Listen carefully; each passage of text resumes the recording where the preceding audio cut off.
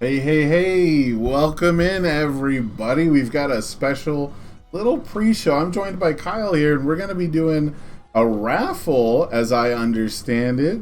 How about you fill the Yeah, folks in on what the prize for this contest is? absolutely. So I hosted a raffle, or otherwise known a razzle, on Facebook. That Facebook doesn't like Yeah. raffles, so that's why. For those of you curious about why it was called a razzle, it's just a kind of a play on raffle. Just change some letters and make it work. But it's a raffle. I thought it was To autocorrect, to be fair. no, one of our kind members actually reached out to me and let me know about Facebook's dislike of raffles. I had no clue, but I made all the necessary updates, read all the like the well-being of it, the interests of it, what to do, what not to do, and kind of made sure it fit those guidelines as best as possible to be able to host this cool thing for you guys. But we are raffling off the full playset. I don't know if you can see very well of the HLC promos. So these are the ones that were handed out to the players of the HLC, as well as the judges got that, which is how I was able to get my hands on these. I figured it'd be kind of a cool way to give the community a chance to get their hands on the set at a significantly less price by selling the slots. And so that's kind of what I went with. I'd never done one before. It was an interesting experience. I really hope those who are participating enjoy it, win or lose here. I think whoever wins obviously is going to be super excited. Yeah. Being able to get a full play set of these for an incredible price. Just something cool to maybe get the community a little more engaged, do something a little different than a traditional sales post. And then, Sam, you've been kind enough to host this. I figured, again, that might be the most fair way to select a winner here is to do it live on stream. Kind of gives you some neat content for your channel, maybe brings some additional eyes in for you. And then again, just trying to be the most fair about this and make sure that you don't know even who participated. I haven't given you names, just numbers that have That's been true. selected. I have no Um, idea who any of the contestants are. right. I've got a list ready to go, so when we know who wins, I can call it out immediately. But yeah, Sam has no clue who participated or what numbers were selected. I literally have just handed him off the list of numbers that people chose. And so that's what we're going to do is he's got this cool wheel with all the numbers on it that we're going to be able to spin and figure out who's going to get their hands on these bad boys. And then once we know who's getting them, I will reach out to the winner to get an address and get them shipped out to you as soon as possible. So Awesome. Can you tell me what are the three characters? I know one is Jiro, but the other two they have so multiple versions. Which the versions are they? the Giro is probably my favorite out of the lot there. It looks really really good. So that's your first one there. The next one is gonna be Shoto here, and it's Shoto 2. Also a Yeah. really amazing looking card. The card looks phenomenal. Just cool colors, cool pattern, cool art. So that's the second one there. I don't personally play a lot of Todoroki 2, but it's still a super cool card. I've played a lot of Jiro, but probably the most out of the three. And the last one being um, Deku 1, Midoriya 1. Uh, Yeah, really cool looking protagonist card. Deku. Absolutely. So I don't think he sees a ton of play. So I think that maybe there's not a lot of stock or not as much stock in that one as maybe the other two. But he kind of does get slept on a little bit. I'm curious to see what people might be able to do with him with the upcoming sets here. See if anybody can find anything really cool to fit what he's got going for him. So Man, especially in retrospect, I really wish Wing Nomu had one of his symbols. Because Wing Nomu has like the kind of effect where you combine it with Deku's notebook, and all of a sudden, plus 10 damage seems free. yeah, right. There's no joke then. Yeah. Um, and the other thing too is I know there was a lot of discussion at HLC around public deck lists for top cuts. So a character like Deku One that really lives on having that knowledge of your opponent's deck up front and what attack zones they might be playing kind of makes them a little bit different potentially if you can get through Swiss. Knowing what zone to call and giving -3 speed a good chunk of your opponent's attacks really is no joke. Yeah. So we'll see. I don't think anything's officially come of that just yet as far as what they're going to do about deck lists for top cuts. Not that I've seen anyway, but if that ever comes out, then maybe a character like Deku 1 becomes a little more playable. You just have to brave Swiss with it where you don't have that knowledge. There should be a secret rare that has Deku enhance, or I guess it'd be Midoriya enhance, where you get to search your opponent's deck. You just get to look through it. You don't get to do anything. You just get to look at their deck once.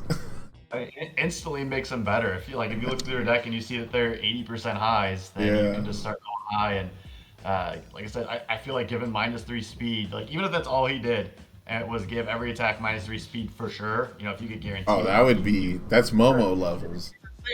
It's crazy. So we'll see. We'll see what comes of that. But he's got a lot of potential if the rule changes happen, I think. So, but anyway, cool cards, cool characters. Like I said, especially the Jiro. I think people are probably going to be really digging that Jiro a lot. So, especially if they haven't seen it yet, I think it's a really cool looking one. So.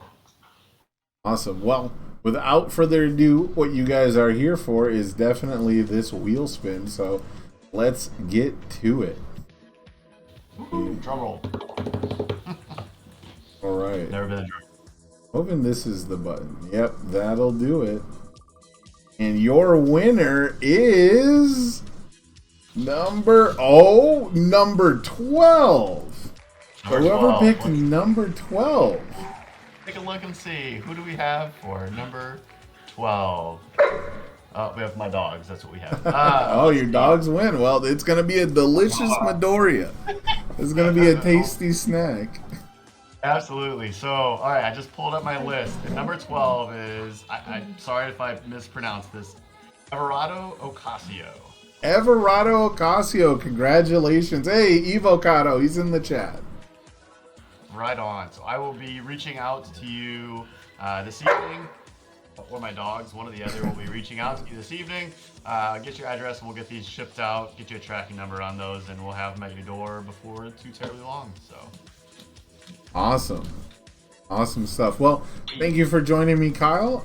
This was a blast. Thank you for reaching out to me so I could host this. I love the gambling aspect and I love wheel spinning, so this was a ton of fun for me. Nice. Yeah, I super appreciate you being willing to take this on and help me out. Again, I thought that kind of taking this avenue would be the most fair for those who were participating. So that's what I'm trying to be about with these, is fairness. So yeah, awesome. Love it, man. Awesome stuff. Well, without further ado, I have to say adieu to you because we got to get Nathan DeWalt on the podcast. But is there anything you want to plug or anything you want to say to the people before we get Nate in here?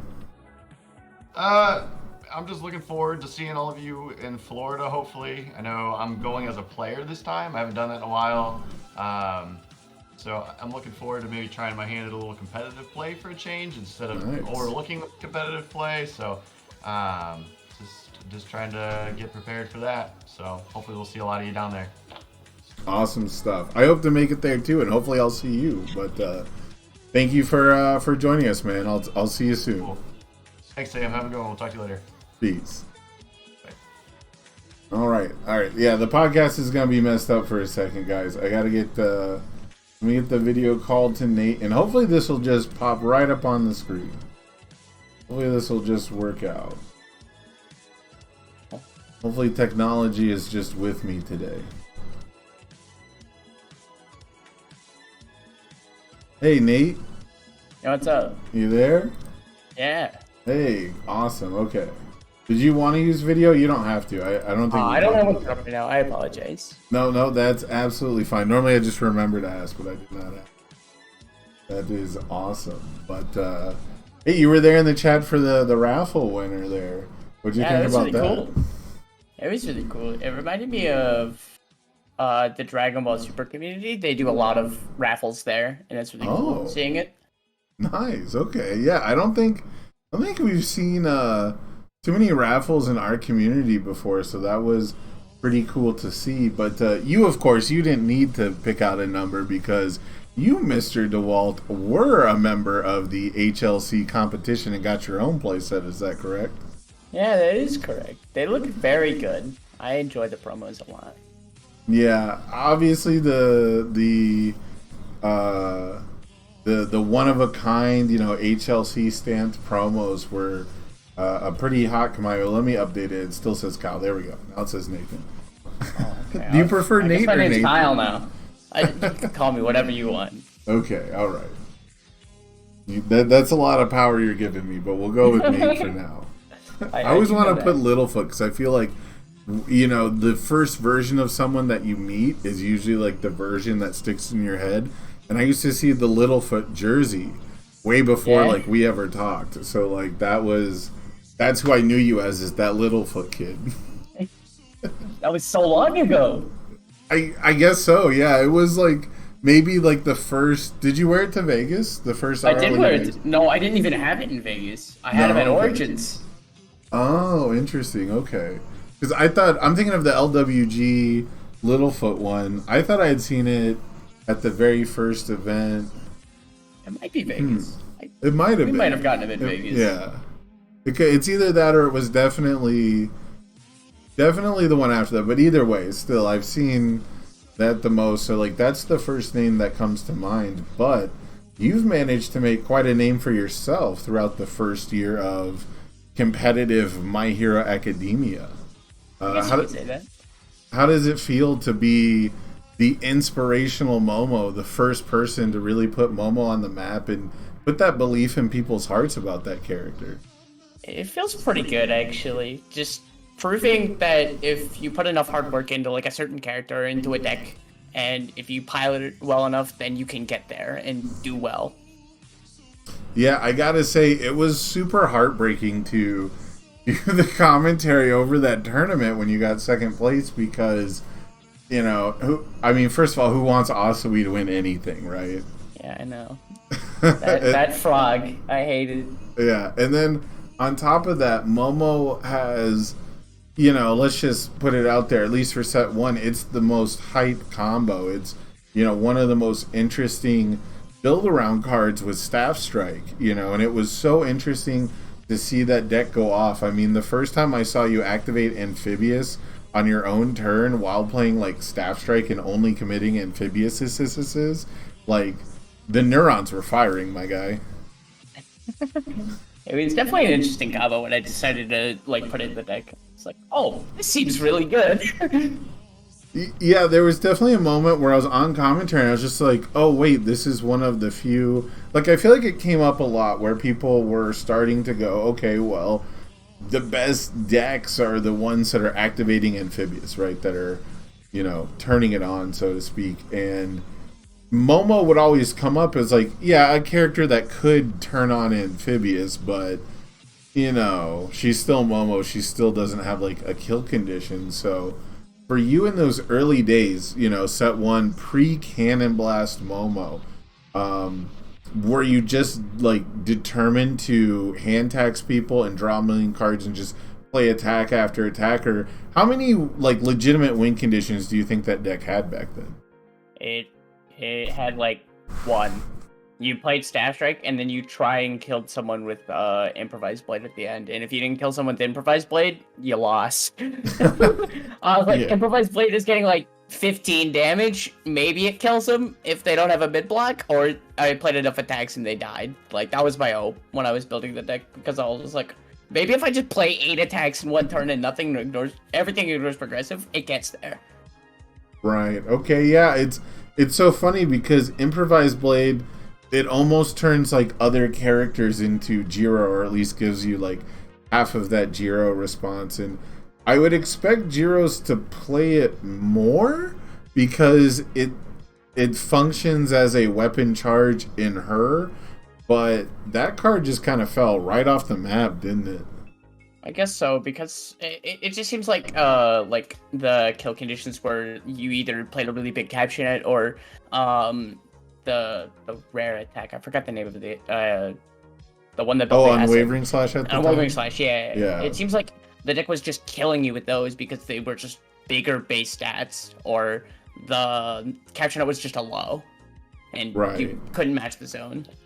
That stun low, that was some real stuff if you were not on basically good or earth at the time. And also, I think the biggest thing was it's a big enough hurdle or hoop to jump through for the average deck, and the deck that capitalizes on it the best, which is, you know, basically Jiro and I guess Staff Strike decks right at the same time, but, you know, to have it be that weapon charge in Jiro, she's already just going to pick up Home Run Comet, right? Like, she already has one other weapon charge, and because of the way Sound Waves works, like, you just always have it. My question to you is, have you ever thought about playing Sound Waves in Momo?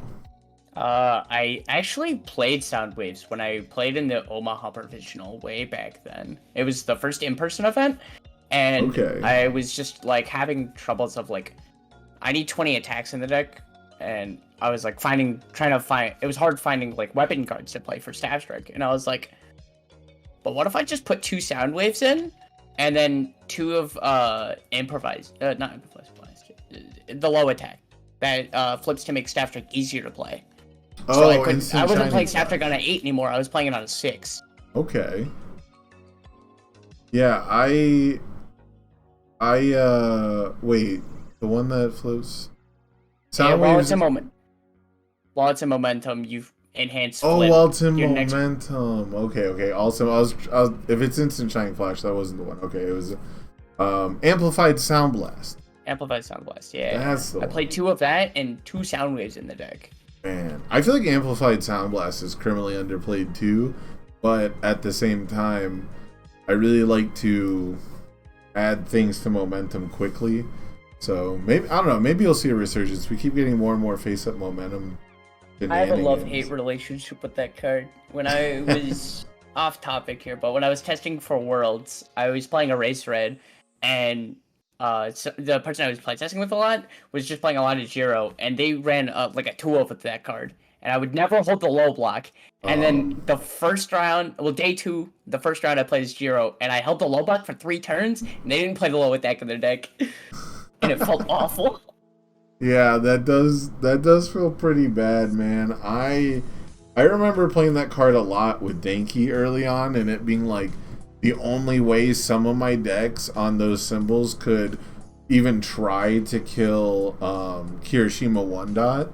So yeah, I also have a love-hate relationship with that card, because there's so many times where you hit people with it turn 2, and there's just no way you're not killing them if you draw attacks turn 3. And then other times you draw it turn 3 and you're just like, if I had an enhanced step, I would win right now. Yeah. You're like, well, this doesn't really do anything if I don't have anything else I can play. My turn's just, I play this attack, I'll build it pass, I guess. Yeah, it really, and people will sell out for the low block on it early on, because they're like, well, he's probably not going to just kill me right here, and I can't let this one go to momentum. So having like a follow-up threat was also a real issue.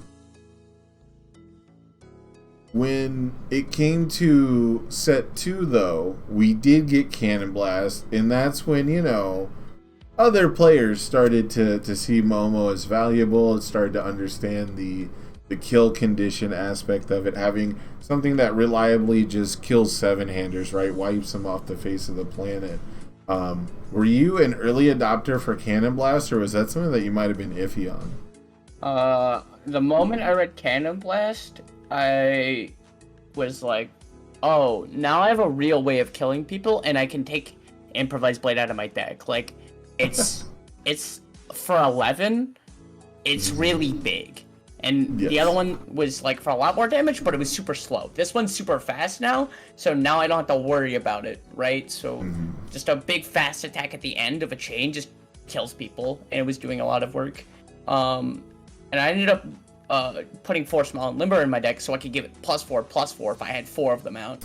And then destroying a Foundation with Momo, give it 2 speed, ready all 4 of them, and commit the 3 for the effect of the Cannon Blast. So it was even bigger, so I could kill people easier. That's right. It's important to note that, you know, for a lot of people, they've only played and only seen Momo on the life symbol, but you've obviously tested out every symbol for Momo multiple times, right? Yeah, I have. There was a point in set 1 where I was debating on playing life, but I just felt like Good had more options in set 1. I can definitely see that. Especially like pre-study group leader, and pre-faith shield. For set 1, I think the protection for your stage from the good symbol was just such a big deal, right? Like, it can't be fixed was like single-handedly keeping out ice wall and stuff like that. There just wasn't like an overload of stun yet. Yeah, I also liked really building my blocks in set 1. Like, I still like building my blocks, but like having Manly Passionate Guy, having Hardened and like Resistance all in like the same kit, it felt really good.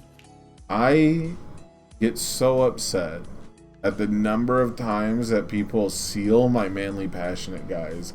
If I could go back in time and just take the Earth symbol off that card, I would in a heartbeat. That card is messed up with the Earth symbol, but we have to live with it. I love that card. I love building my blocks, and it's I really love to build blocks that have like an effect. Building Fulfilled Might Duty is absolutely just like insane. You get to block a high attack and get to hit him with a gotcha moment.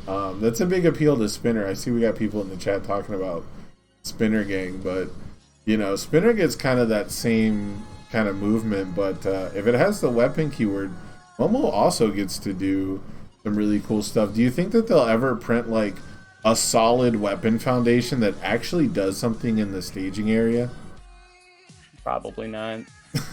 Not on Momo symbols, at least, right? Absolutely not. Like, I mean, I guess we have Spinner stuff. Like, some of Spinner stuff is actually just really good. Like, the one that just commits and you name a keyword and you just give minus damage for each card in their card pool that has that keyword. That card's amazing. I really like that card under the good symbol. Fair, but that one doesn't have the weapon keyword. I wish. Yeah, we're talking about weapon keyword. Like that's what amazes me is a lot of them do stuff in response to your character doing their gimmick. Like the Rising Starlit responds when you build it. And even the Breaker 1 on the low block technically What a counts. card. Starlit, what a card.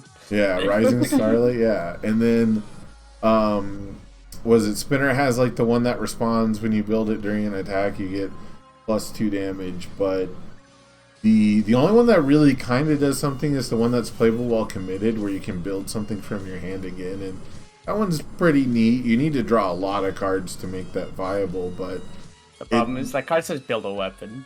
Yeah, that is a big part of it, and like we're talking about right now, right? Like the weapon foundations. At least this is my issue for playing Momo is the best weapon foundation I feel like I can build the vast majority of the time, and especially on defense, is just Rising Starlit to gain one. And for the second, like the runner up for offense only, of course, is Floating Around My Babies, which is built by the non-weapon attack in the deck. Yeah. I guess the new one, all of the new ones are just bad, which sucks. I wish the new weapon foundations were good.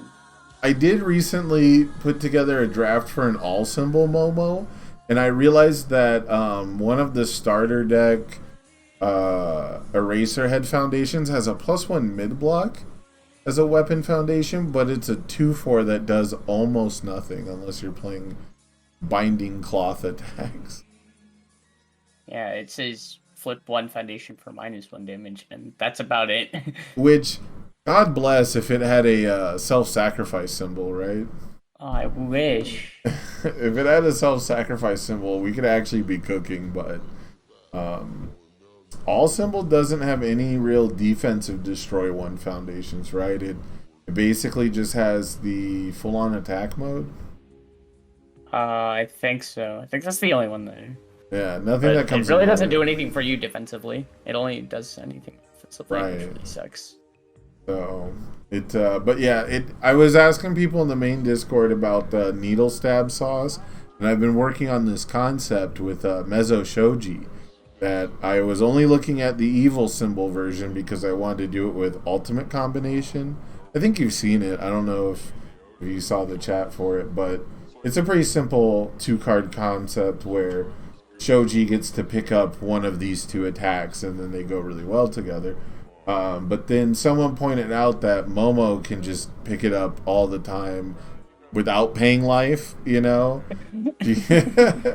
Like, Momo can pick up Needle Stab to fuel all kinds of other stuff on 2 symbols, so I've just been racking my brain around, is it worth it to actually pick up Slashing Whirlwind if you hit somebody with a Needle Stab? God, I've been seeing people talk about all the Needle Stab decks that go around on the Facebook page, and it's so cool thinking about like all the ideas you could play with that card. Yeah, I'll spoil for the sauce.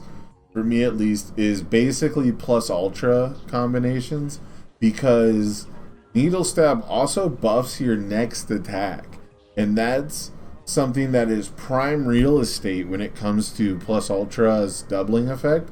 But that also includes Quick Creation's Deadlock Enhance. Quick Creation.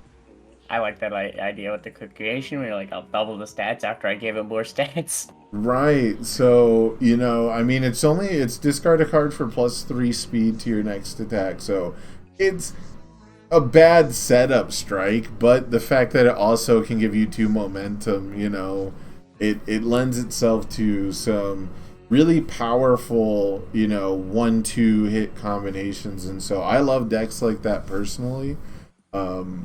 I'm not the biggest fan of like stringing people out unless I'm gonna play like an absurd amount of like weenie attacks, like Dinky 1 kind of style. But I think I'm gonna be a Momo player for like the next month now. You're welcome. You little fucker. How dare you? You're not wrong, but how dare you? I'm just saying, the decks we've been testing have been sick. Oh man, and I think what's really killing me too is like these combos are super like they're super weak to speed and damage resets, and so I'm like intensely afraid of testing and finding something I really like, and then it's just like every time I look at a You're So Obvious, I just get really sad. Life hasn't had a lot of ways to deal with the Rivals stage. How have you played around problematic foundations, in the past as Momo? On the past, I've never talking about the future. No. I really just had a rough time playing around my Rivals stage. It's just like trying to bait my opponent into using their like. So most of like the things I want them to use, destroy or flip as a cost or remove or something. True. Then so I just sat there and just like baited them and made them use their resources when I wanted to, and just kept all the good attacks in my hand and played like the poke attacks that didn't really do much. And I was like trying to force my opponent into using those foundations or cards in hands that I wanted them to use. But now we have Lost in Thought, and that card is really good right now. It just helps me pick apart my opponent's stage. It says enhance remove. Choose a foundation in your rival stage. They bounce it back to their hand, and choose a foundation in your stage and bounce it back to your hand. And then you take a card from your hand and play it face down in your staging area. Yeah, I actually I played that at my locals in All Might 3 on Sunday. I want to say Sunday or Tuesday. It's the day it had to be Tuesday actually. And I was surprised at how much I enjoyed that card. And it's just because those symbols have not had ways. I played one of To the Rescue to like seal stuff too, because I'm All Might's keywords right. But Lost in Thought was the really cool one because I was also playing Small and Limber, which you talked about earlier, right? So I was really impressed at like the deck's ability to answer threats, to point and click at things that it doesn't want to deal with. And that's a symbol that hasn't really had that before. But yeah, I guess Lost in Thought also has life, huh? That's kind of bonkers. Good symbol Momo right now, I think, is going to be a really good deck. It's going to be like All Might 3. Like, not the same power level as Omite 3, but I think it has potential to be up there with the top decks because you get to build in the 0 diff that says in Deadlock, enhance commit, selectively commit one of your opponent's foundations. Yeah. And then you get determined, so you give all your punches like 3 damage in Deadlock. So it's like just a big Deadlock deck. So you just get to build as much as you want, and your opponent has to deal with your board. And you just get to play super good defense because you're Momo and give -2 speed to everything you ever want. Yeah, I've always felt like the answer to the original question there, right, is, you bait out their resources, and if you don't kill your rival, you're just still Momo. So, like, overextending is nearly impossible, especially once we're, past the Staff Strike era of Momo. It becomes really difficult for the character that has release on face and the ability to clear the card pool and tutor a block to overextend. And so, like, killing the rival is not this sweaty, oh, I have to do it right now moment, right? Like, you don't really feel pressured to end the game quickly. Yeah, you basically get to do it when you want to. When, like, they failed to kill you because you get to play super good defense, and you're just like, oh, I drew 3 attacks, and you're in Deadlock. I picked up a 4th one, and this 4th one killed you because it has double the stats.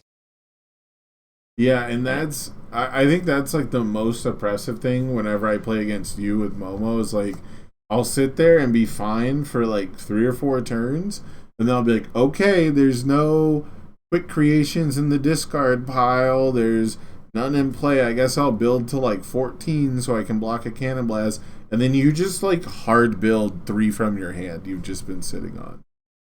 Yeah, it's my favorite way of playing the game. I like building the assets as fast as possible. Like, they're in my discard pile. Let me play 3 bow stats for no reason, destroy 3 foundations, and they became assets. Man, where did the obsession with the green cards come from? Where's the asset obsession coming from? All right. So when I first started playing my the game, right? I just read the cards and I was like, oh, this is cool. And then Mark Tyner at Locals just handed me his Cassandra deck, and I was like, cool. I don't know what this does, and I barely even know how to play the game. It was my first week of playing the game, and he's like, when you check an asset, you just get to play it for free once per turn. I was like, oh, sick. So I just had like a million green cards, and I was like, huh, neat. They just do a bunch of cool effects, but you can't commit them. I'm down. They're stronger foundations, and I like that. Okay. I can dig it. I think when it comes to assets specifically, I like really specific types of assets where we've had like the old team assets like from King of Fighters, which were cool because it's, like 3 characters support being focused onto 1 card. And then as a standard player, the team champions assets, as prize support has always had like this crazy allure to it. And those cards are like usually busted. So assets have been in the limelight for a hot minute, especially since Soul Calibur. So I wonder what the world would look like if people would hate on like Momo and assets less, if Soul Calibur didn't introduce so many busted assets. Going back and reading that set was the funnest time I had. I was like, oh, these cards are actually broken. What we have here, nothing close. Yeah, not to the assets, at least. The asset part, definitely not. It is really interesting because the effects tend to be better, right? Because you can't commit them for cost. They don't count as that resource. So they need to strictly be better in a lot of ways. And so I find myself a lot of the times wanting to play like Tray Sheet Cape and Quick Creation together, and now Young Heroes. And then also you got to have a training weights. You got to put some training weights in there, right? You can't go wrong with training weights. It's just free damage. Yeah, and then by the end of it, I'm just like, man, I'm never gonna ready, get, set, go my opponent and build 6.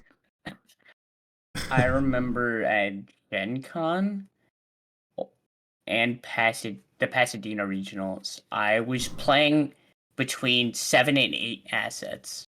And I was playing 4 box up babies and 4 quick creation. And I was like, Box of Babies is just to draw one and then discard one. I just want to fish for attacks or cool foundations. Right. Well, and I mean, setting up the top card of your discard pile does have additional benefits for Momo. It was super cool, like using babies to draw a card and you drew quick creation, you discarded the quick creation, put it in your card pool, and then build it again, and you're like, well, I just gained a +1.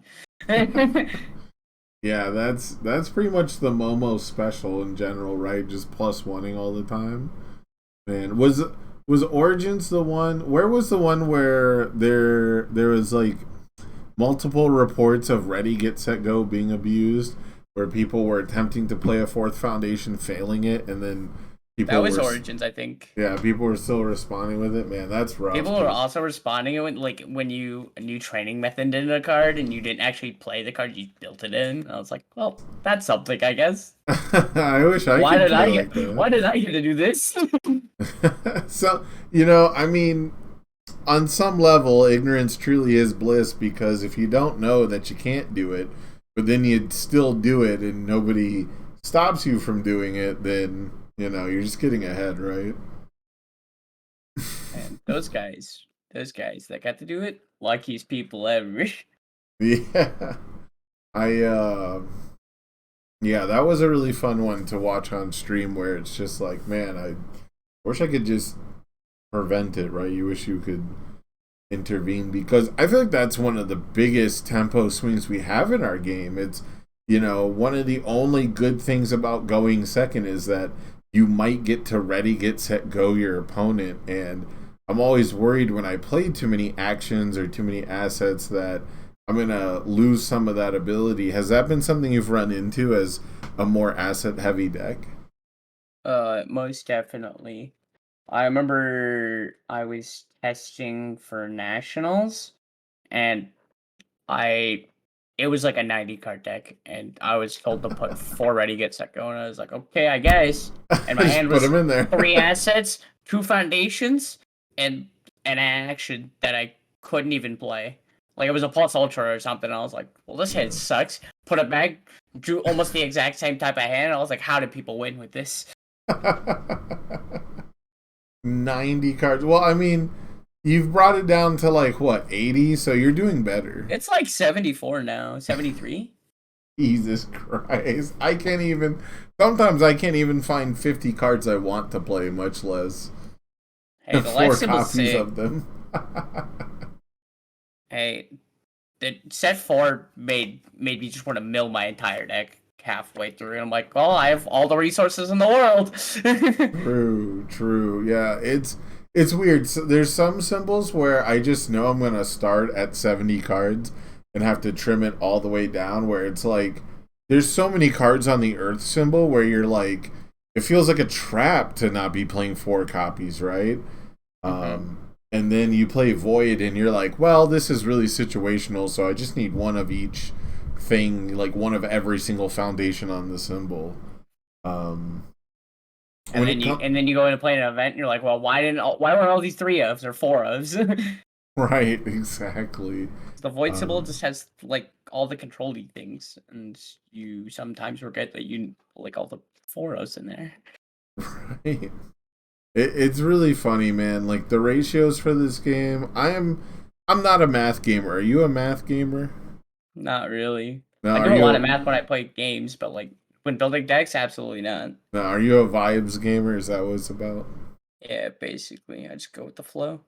I can't stand to do the math, because if I sit there and I do it, right, and let's just say I get it right, but if I sit there and I put the work in and I'm going to do this math, and then it doesn't like end up being very, like the experience doesn't mimic the math like almost exact, I'll just get upset, because it feels so bad when you do the statistically correct play and it's just the one time, or it's that odd 3% chance that just kills you, huh?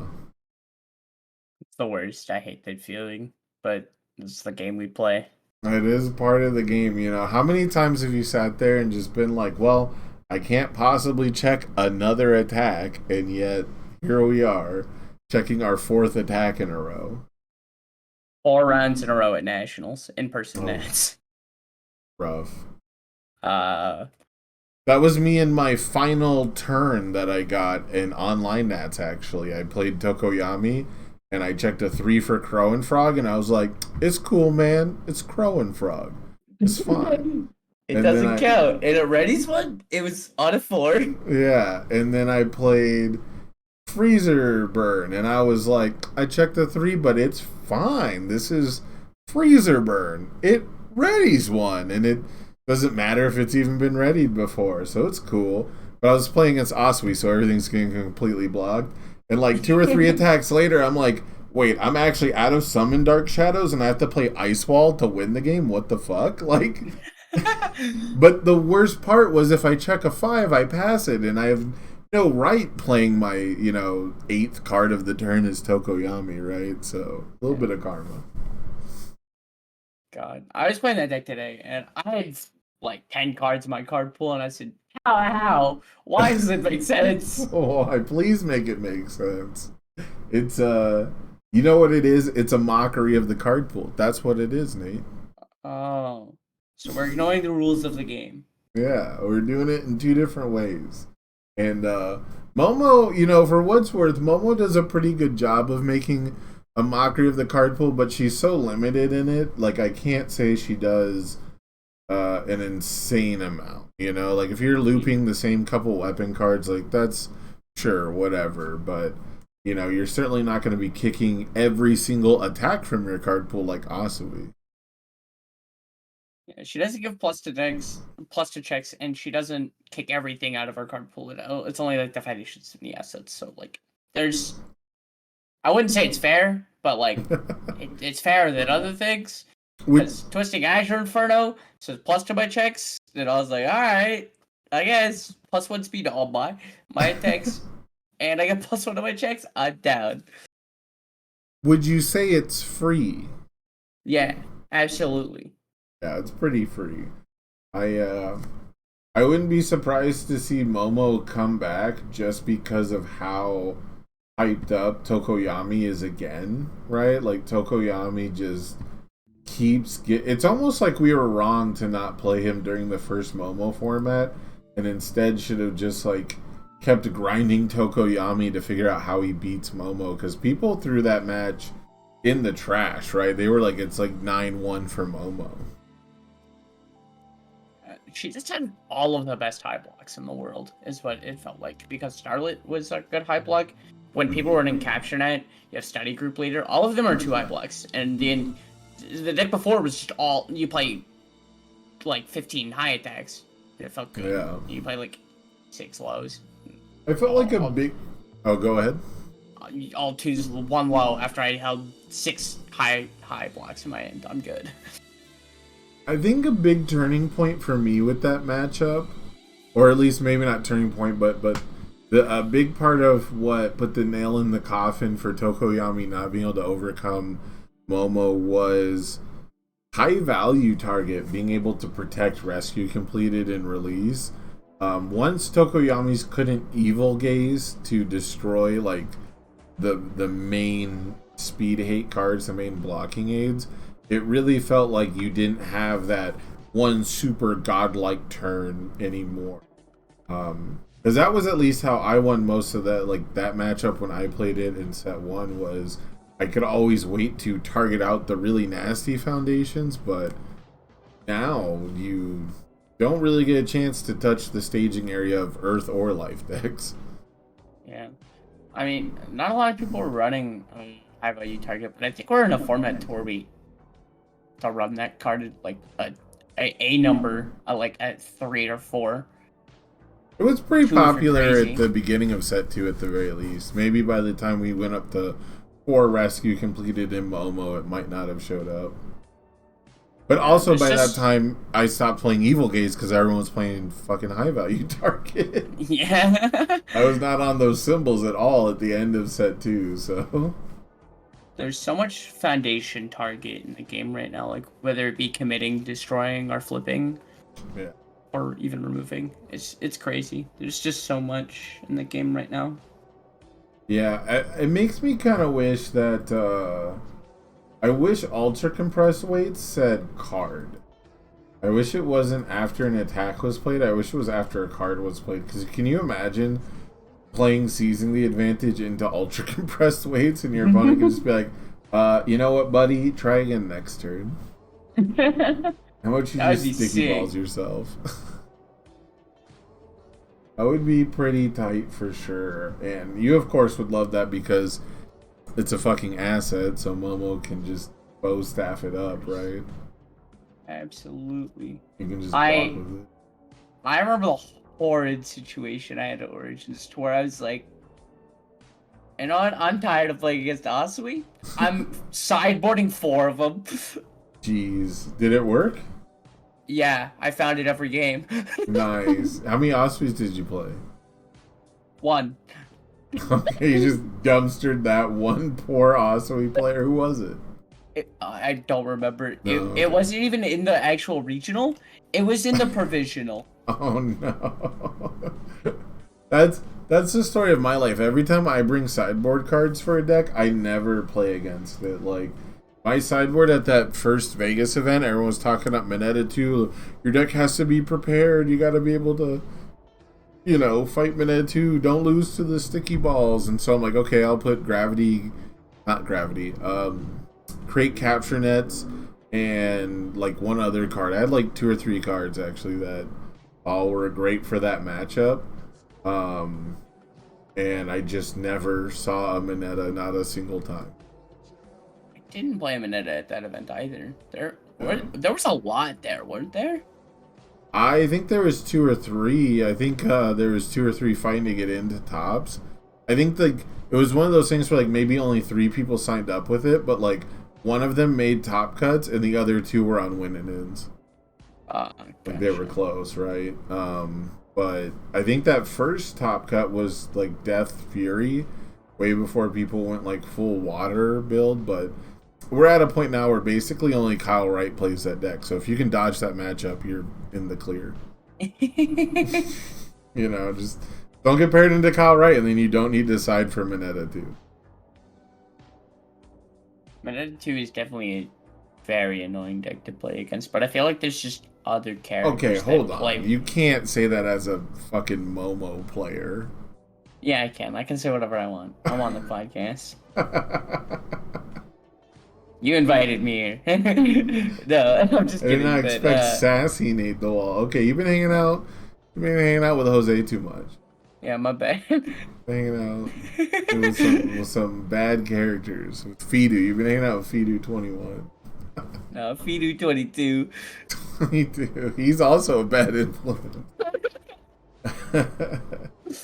I would expect that sass from them though. Yeah, it's super funny. That matchup in Pasadena happened, right? And I don't know if you can hear it on the stream or whatever, but all accounts of that matchup is the Mineta player sits down. I think it's actually the Eggman. I think it was Christian. Oh, Hayden? Hayden's my boy. Yeah. I think he was playing Mineta, and he sits down and he's just like, so this is like the worst matchup ever for my deck, right? And sure enough, for the next hour and a half in Top Cuts, it fucking was. The funny thing is, the day of Swiss, he said, hey, let's play a game real quick so I can learn my deck and know my matchup against this. And I said, sure, man. You're not going to have fun. And we get 3 turns in, round 1 gets called, and he said, all right, I'm losing to this the moment I play it against it. Thanks, man. I said, you're welcome. Yeah. And then he went top 4 with it. I was like, oh, shit, dude. We ran into the Momo, right? So, man, yeah, that's a character that, like, still loses to the matchups he's supposed to beat, so I don't know. He's like a racer head in that, yeah, you really make it annoying for other people to play the game, like they have to adjust, but if they can adjust, you still just lose, right? It doesn't lock specific decks out. And then on the flip side, you've got characters that basically just skate around what you do. Oh no. It's a character that gets talked about a lot, but if you're a Momo player, I think you'll be okay. What's the likelihood you could sideboard Momo? Could you just sideboard Momo and 9 weapon cards?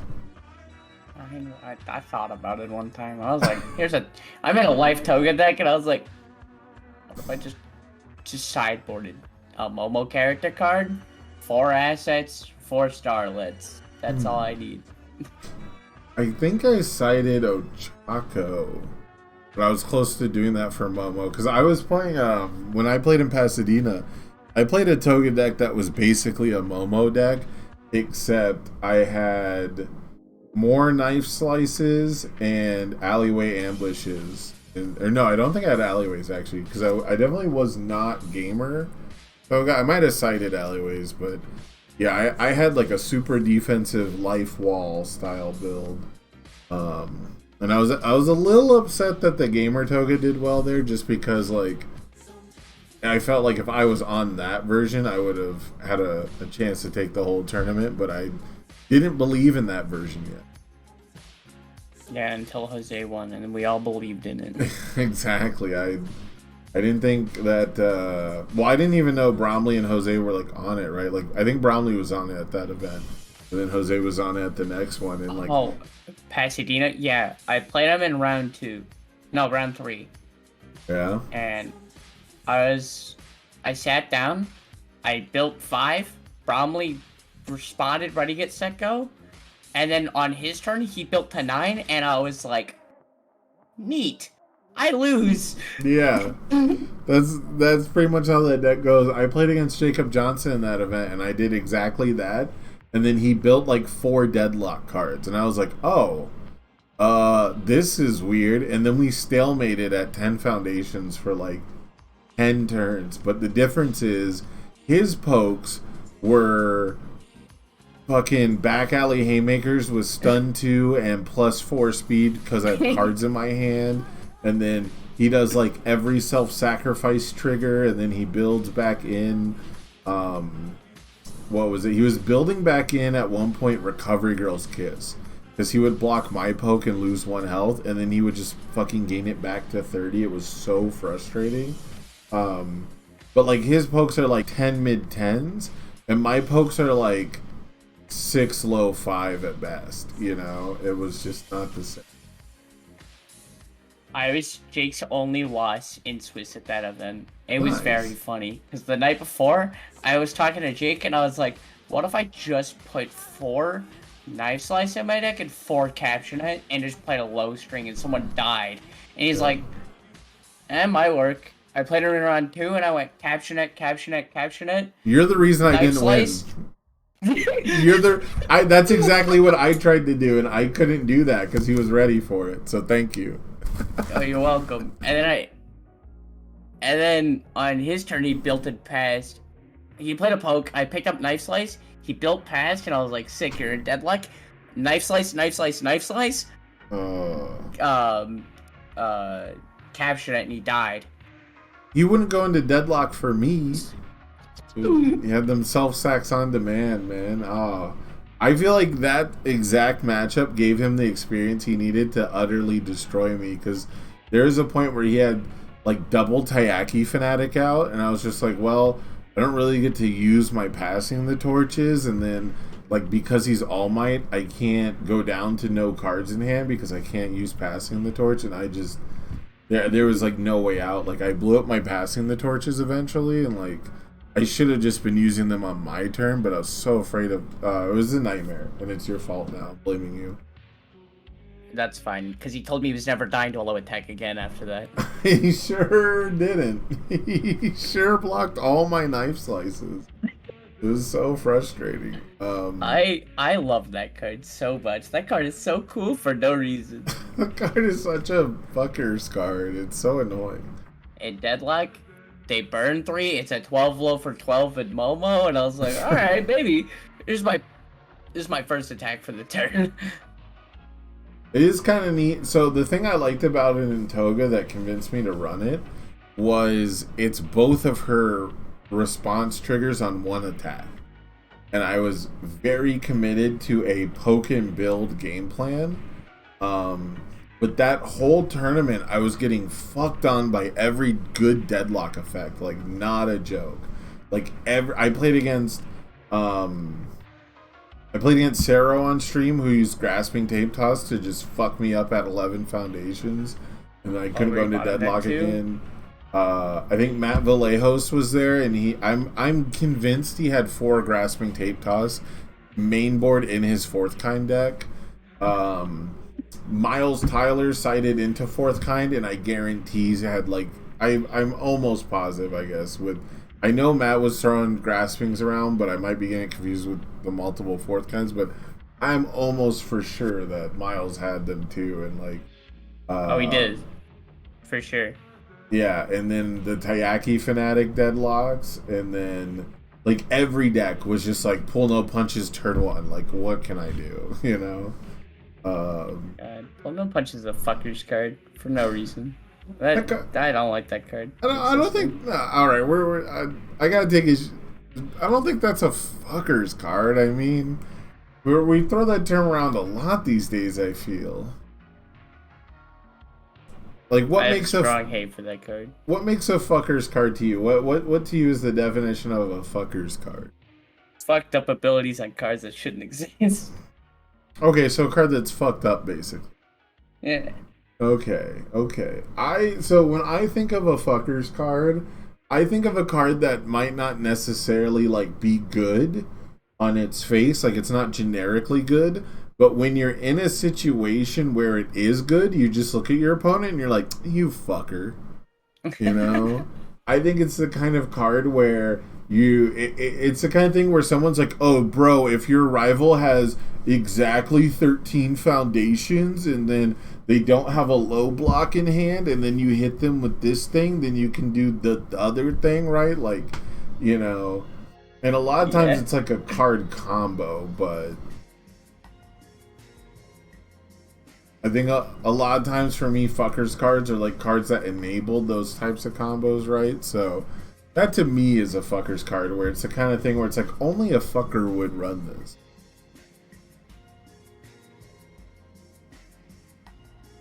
Gotcha.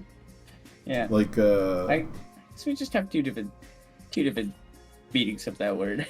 Yeah, well, I mean that's language in general, right? That's kind of how it goes. But that's why I'm curious because I keep seeing it being thrown around a lot. You know, people will be like, "Man, self-sacrifice, that's a fucker's card," and I'm like, "Bro, it's -1 damage. Chill."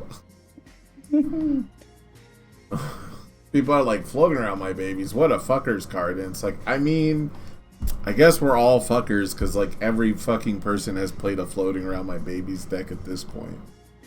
Yeah, I call sound waves a fucker's card all the time. That one is, but it creates that fucked up situation every time. Yup. So yeah, sound waves is a great example of a fuckers card that is, you know, generically good, right? That is just from top to bottom. An excellent card. Jiro not getting hit after Worlds actually blows my mind. Yeah, I don't. Oh man, I don't understand it really. I guess it's difficult to find the card to hit because you could say that Soundwaves isn't massively impressive outside of Jiro, but then you just hit the character. When you just hit the character, yeah. I think putting a twice per turn on her response could be okay. Because then the Soundwaves train goes from like 27 fucking damage by itself to like 15 damage, and that's pretty good for a bunch of three difficulty flash attacks, right? You know, it if you did twice per turn for both of the responses too, like you would get, you know, upwards of 3 or 4 attacks worth of stats throughout a turn. Like it could look more strategic. I don't know. That's probably still enough. I think it's more strategic when you give it a twice per turn. When you limit the way you can use the ability. Like, if I give stats to this thing can happen. If I give it to this one, that thing can happen, right? Like, right. Like they're not. I really all enjoy the math you. there. Instead of this one gains stats, this one gains stats, this one gains stats. Yeah, you can finally choose which ones to face. Because that's what helped me a lot against Kirishima too, was I could wait for him to put +2 damage on something, and then there was a decent chance that that was going to be one of the better attacks for the turn, right? That's going to be like the thing that they put resources on. But I think if she got speed twice per turn and damage twice per turn, it's probably still too much just because of how home run comet works, but I wouldn't hit home run comet either, so I don't know. I also don't like twice per turns in general. I would much rather change... See, my issue is I would rather change the way the character works, and that's not really a good idea for an errata, I think. Like, Expand the character, give it a 2-dot, make it something else. yeah, just bring us another version of Jiro, ban the Jiro, kneecap the Jiro, whatever. Like, I don't know exactly what they would do. I actually think it'd be funny and kind of fine if you nerf the once per turn to be reveal, just the way you do it on webcam. So that way, not only does she function exactly the same between webcam and in person, it's not like this weird thing. But on top of that, like, your opponent knows if they should just draw a card or not. That's actually a pretty big nerf to her using her ability willy-nilly with cards like Chivalrous just sitting there. Right? Yeah, I guess that makes a lot of sense. And I can especially see a if world where like that happens too. yeah. It doesn't really fit the theme though, and it doesn't really like it it does seem a little bit like a flavor fail that your rival gets to see what, you know, order they go. I mean, your in. rival gets to see the stuff you check that you stack when they play the ultra rare. So like, why not have it on the character? Right. No, that's fair too. So I don't know if it's too far or not, but I like that just for it seems like it's not a big nerf, and I don't think it would drive people away from the character. But I do think it would change enough situations where you're not causing undue mental stress on your rival.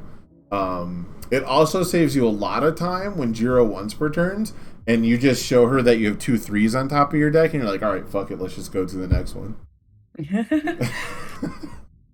I just think the stats the problem. I think Yes. I think I'm okay with them being able to stack my checks with them knowing and me not knowing. I'm okay with that for sure. Yeah. But, What about one stat for every 2 cards? You just kind of cut it in half. that'd be okay. Yeah. That makes it so like you don't like cut the total damage of the string in half, but you certainly don't have like Ojiro stats basically. Or just like maximize the amount of stats you can get. +3 at max. +3 like +3 Ojiro. max? Sorry, I walked over you. What were you saying? I was like, so like you have like the Ojiro situation where he's maximized by 3 because of the amount of symbols. Jiro just gets +3 at most. I like that. I could dig that. That makes sense to me. I mean, we finally started to see max 5 on characters like All for One, and the Chibi DLC Todoroki is gonna have max 5 as well. So it makes more sense if they're willing to start putting max on characters. Like, put it on Jiro, because Jesus, that's a lot of numbers.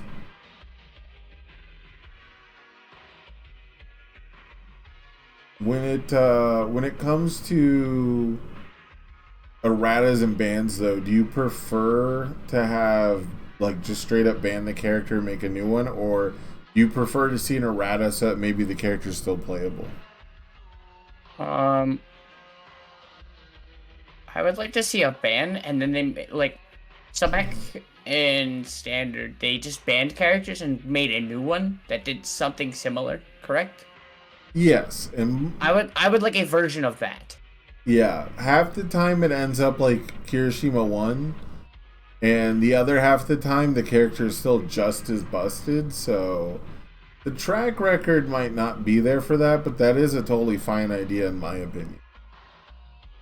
Yeah, I would like to see them do something like that. Like, ban the character, release a new one as like a promo, everyone can get it very quickly, very easily. They just ship them to shops or something. Just Put get it them out for on free. Yeah, put it on redemption for like the lowest tier of loyalty redemption. 1 that point. way, yeah, that way people who still want to play that character can still play it. You know, it's not that big of a deal. And then also like for an errated version, well, if they did the 2 dot, maybe not, but for an errata version, usually you can use the unerrated version of the card as long as everyone knows what it does. Or I guess at a competition, you might have to bring an up-to-date version with you, but it's not the biggest deal, right? We've had cards that are errated where there is no errated copy of it, so you just have to play with the new wording. I'm okay with that existing.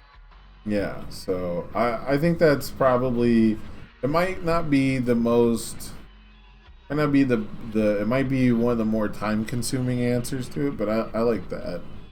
I'm a fan of just banning stuff. I'll play with other cards. There's plenty of other cards that I want to play with. There's very few bans that I've really taken exception to or really been upset about in the past from this game, so I'm heavily invested though. I'm not the average player. Have any of the bans they've done been things that you like disagreed with? What's like the worst ban they've done? Oh, if it's a ban. Don't say Unwavering Slash. Yeah, it's Unwavering Slash. It didn't do anything wrong, okay? I did plenty of things wrong, my friend. I don't know what you mean. I It's did just lots Shiro, of I things promise. wrong. I rode that to a top 16 finish in Orlando. You know, and Wavering Slash Danky was actually some real movement. You know, he playing a 5-diff 4 mid 4 feels so bad, and yet it was everything that deck needed to pop off, man. It would. God, I never got to see the deck being played, but it sounded super fun. Like, when you talked about it, and some of my locals talking about it, it sounded super cool. I'm sure I could show you someday. I bet I got the deck list somewhere. I know I did a deck profile for it. It is hilariously bad into self-sacrifice and resistance decks, which is what eliminated me in top cuts. I played against Jose playing Staff Strike Jiro, and I just couldn't 1.3 million it to death through self-sac. And because he was playing Jiro, he actually got to block double jab pummel. Because he's like, oh, these are 2 foundations, cool. I'll just block it, get fucked. And then on top of that, it can't be fixed. It can't be fixed is so annoying as Danky because you never get to poke anymore. Like if you're poking, it's super obvious. And the threat of the once per game is such a big part of the reason to play that character that when Danky doesn't use Danky Enhance into like a single copy of It Can't Be Fixed, you just know he's not trying to kill you, right? Yeah, it's just like super obvious, and you're like, well, I don't want to poke anymore. I just want to build these foundations, I guess, and then maybe I'll draw the good ones next turn, and then I'll do something. Yeah, you're just like, I really want to play this Electric Jolt. I really don't want to stun one, and your rival's like, oh, thank God I'm living, you know, and they don't have to make tough decisions anymore. So that was a rough matchup, but I beat every Kirishima I played against that day. I played against a handful. I was so prepared to play against every Kirishima in the world that event, and didn't play against a single one of them until the last round. Yeah, I lost the dice roll to the Master Asia Osui list, and I was like, all right, well, that's one loss, you know. Like, that deck was fucked up. That deck was fucked up. I could never figure it out. There was some math he was doing that I can't do. There was some, like, did you play against it? No, I didn't. You're lucky. There was times where he'd have three attacks in his card pool. And like he just wouldn't clear them from his card pool. Why? And yeah, it was just, and they were like during mostly during frog lashings, and I guess the idea was if he checked a 3 in the wrong places, he would just end his turn rather than like continuing to like commit a foundation, or that way he didn't have to like flip stuff. Like I can think of potential reasons why, but I could not put all the stuff together, Yeah, that makes the way that deck was played was so weird, off the wall of a regular Osween list. Yeah, and at the end of the day, I mean, he absolutely beat my ass just leaving those cards in the card pool. So, like, he knew what he was doing. Yeah, he absolutely knew what he was doing. It's just like the string for one of the games made me so actually mad, because the string was literally Crow and Frog, Tongue Smack, pick the Crow and Frog to draw the card, even though it doesn't count. And then it was Frog Lashing, don't clear anything. Frog Lashing on a 7, don't clear anything because we're checking 5s and everything's ready, right? So, like, he didn't have a reason necessarily to commit Oswee and, like, flip a foundation or whatever, because I'm 20 health, he doesn't need bonus damage. And then he plays a 3rd Frog Lashing, kicks one of the Frog Lashings finally, and then plays another Tongue Smack. And I was just like, oh my god, dude, I'm amazed I survived triple Frog Lashing. I got hit by everything else and died. I'm glad Frog Lashing is gone. I like the band list. It's fine. You're a big fan? Yeah, big fan of the band list. Is there anything you think needs to be added to it? Because that seems to be a pretty hot topic. Yeah. I think... Or I guess just decks that need to be touched, right? You don't have to, like, specifically know which cards. Card. Sure. Yeah, because, like, sometimes it's like, okay, this deck's an issue, but you could hit a number of things from it, right? It doesn't have to be Yami needs to get hit. Like, Twisting Ash Inferno needs to go. I don't think that card should be hit. I don't think that card should exist. I think Momo needs to be hit. I think the good decks, like the playing good decks, like All Might 3, for example. Okay. I think Oswee needs to get hit, and those are the big ones right now. Oh, okay. And I've never been good at playing that character. I can't put it together no matter what I do. I either feel like I draw all the nuts and I steamroll people, or I draw really cold and I'm just dead. Like, it's so weird.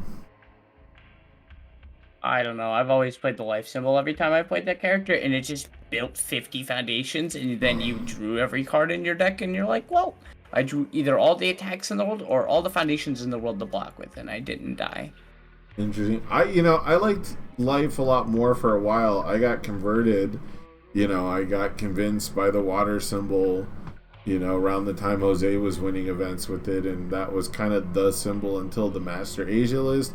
But then it went back to water as soon as Prone to Dryas came out. So, there's too many turns where I draw 6 foundations in one attack, and I'm just like, I don't get to block with these. Like, I don't get to clear them from my card pool. They have +3 block mods most likely. Like, my deck folds. It's really weird. You would think with access to Exhausted Exclamation that wouldn't happen as much, but water feels like it has to jam every card in the symbol on it. I tried building a water deck and it was like 120 cards, and I was like, well, I'm not building this. What do you think needs to get hit, Sam? At the top of my list is probably Jiro. If she's gonna have access to flash attacks, like, she's one of the only characters that has a reason to play a flash attack. And the flash attack she plays is so insanely good that it feels like you don't get to print any more good flash attacks on those symbols. Especially not with her keywords, but even without her keywords, if it was good card economy, I could see them playing it. And then I don't know if it's Twisting Azure. I don't know if it's Tokoyami. I don't know if it's Dobby, but there's gonna be so many decks that are trying to do very similar things, I think, where Twisting Azure is gonna be the enabler of it, but I don't think it's gonna be like the prime suspect, because I still don't think like 4 Twisting Azure is correct in Tokoyami, but I think Tokoyami is definitely up there. Outside of that, Ojiro is definitely a problem, but I don't know how to fix it. Well, I know how to fix it, but I don't think that like they're willing to, because Ojiro is the type of character where you're only gonna play him if he's busted, right?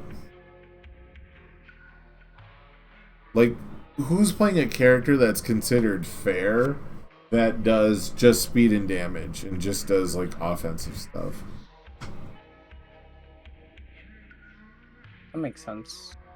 When I look at Ojiro, I look at why don't I just play the time? Because I'm a 7-hander and I have more defense. Because I get to run release, I get to run encouraging training partner, and my strings are better. Who would you play over Ojiro? Tokoyami. Oh, yeah. I mean, I could see it. So the main appeal to Ojiro 2 is that you get to face tank like subpar turn 2s. Tokoyami still probably has to block, which he has like the tools to, right? But you know, there are times where Tokoyami can just get overwhelmed by damage, and being like super greedy going second isn't you know, as viable. Whereas it's not super common. I would say it's probably less than half the time that a game actually ends on turn 2 that someone gets turn 2'd if you're a 6-hander. And so just that little extra odds of getting a turn 2 going second, I think Ojiro has a slight advantage in. But anytime Tokoyami gets his turn, he is probably just strictly better than Ojiro. If that made sense. It did. Okay. I understood everything. It made a lot of sense. I think Summon Dark Shadow might be the real culprit. I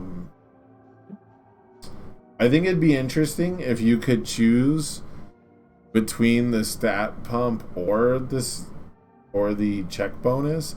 I don't know how you'd word it. It'd probably be way too weird or something, but maybe you enhance. Okay, so maybe you enhance with Summon Dark Shadow. They'd have to like reprint it, but maybe you do the enhance to give your attacks stats +1/+1 and commit your character, right? And then there's an enhance from the card pool where you have to check a 5+ or remove it from the card pool to get a bonus to your checks. But then if you remove it from the card pool to do the bonus to the checks, it makes it bonkers in other decks. So I actually don't like that. I can see a world where they limit to how many actions you can play in a turn off that card. Just the action itself. Or just limit how many times you can play the action. What if you have the commit your character as part of the cost now that Crone Frog is banned and it doesn't share a symbol with Asui, and we're not that worried about Pixie Bob playing it probably? What if we make it so you have to commit your character for the cost, which effectively should make it once per turn, like 99.9% of the time? I can agree with that. I'm okay with that one. I'm okay with it, if only because it gives me an excuse to try and play Pixie Bob. I got a local that's been playing Pixie Bob a lot, and it's super cool. Are they playing? Oh, go ahead. They play Earth Beast Golem, and Earth Beast Golem is just like for 1,000,000, and then you play the Ida Kick, the Ultra Rare, and just EX the hell out of that card.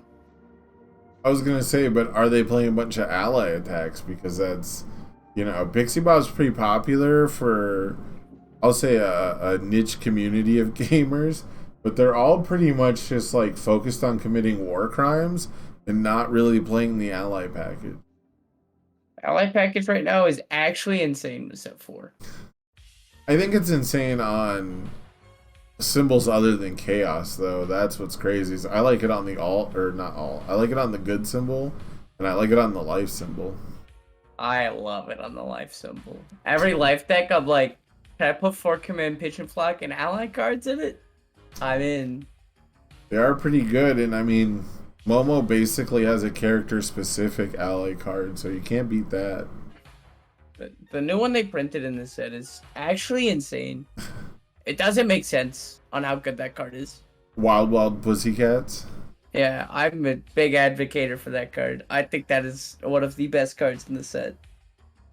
It's really weird because I think that card is like total ass unless you can literally play Command Pigeon Flock and destroy it on command. Like, I think Wild Wild Pussycats is fine, but like F flip to get card advantage, right? To get +1 card, but it has strings attached is just really medium to me. But I've seen you destroy it and rebuild it like 3 times in a turn, so I get why you're enjoying it.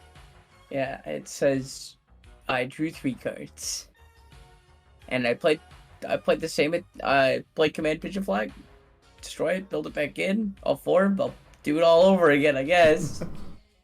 The wildest thing to me is it shares a symbol with Faith Shield, and you can snag a Faith Shield off of it, and that's like the most exciting thing to me because the only thing I like more than blocking all of my rivals' attacks and like surviving a turn is when my opponent doesn't even want to attack me. They don't even want to try it.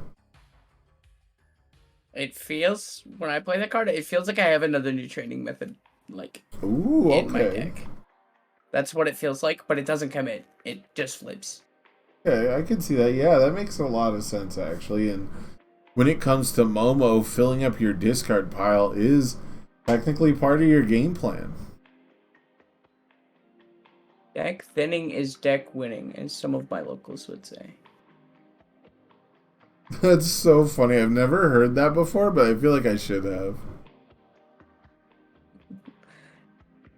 Man, when it comes to other characters, other than Momo, we talked about Momo a lot, and we talked about what we don't want to see. But what are the other characters that you're working on? What are other characters that you like to play besides Momo?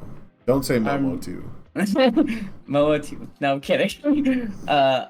I'm really enjoying like Eraserhead 1 right now and Toga Yeah. 2. Those are 2 decks I've been working on quite a bit recently. Toga 2, you say? Yeah. What's the big appeal to Toga 2? Because I don't get it. A lot of people are playing this deck.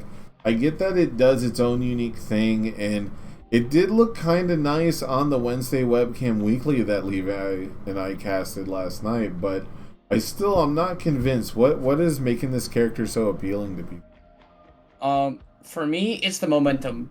Being able to unflip my momentum and being able to like mess around with that, like blood transfer, it just gains you an extra life. It burns your opponent for 1, and you get to ready a foundation off of that, off of Toga's response, and then you get to use blood evaluation and draw an extra card.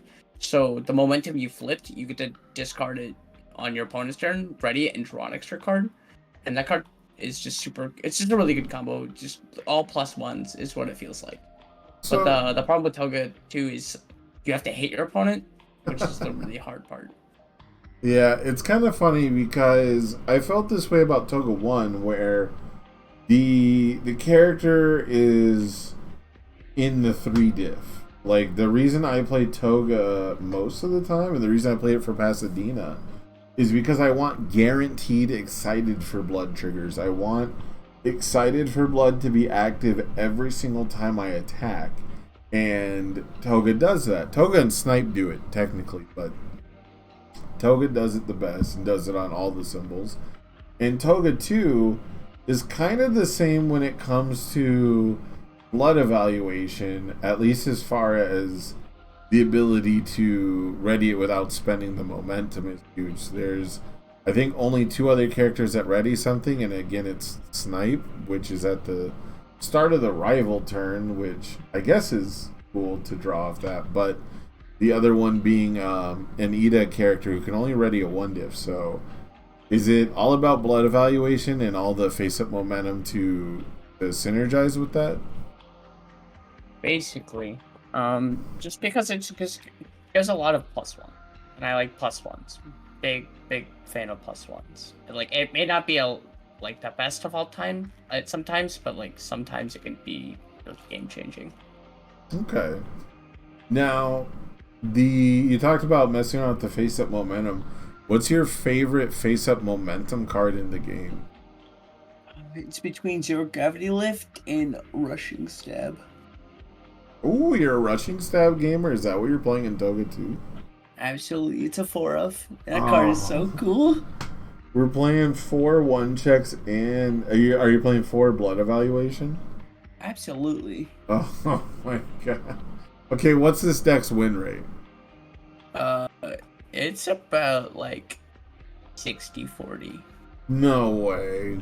Yeah. No. There's one way. game where I milled myself out because I used rushing stab like 7 times. No way. That's crazy.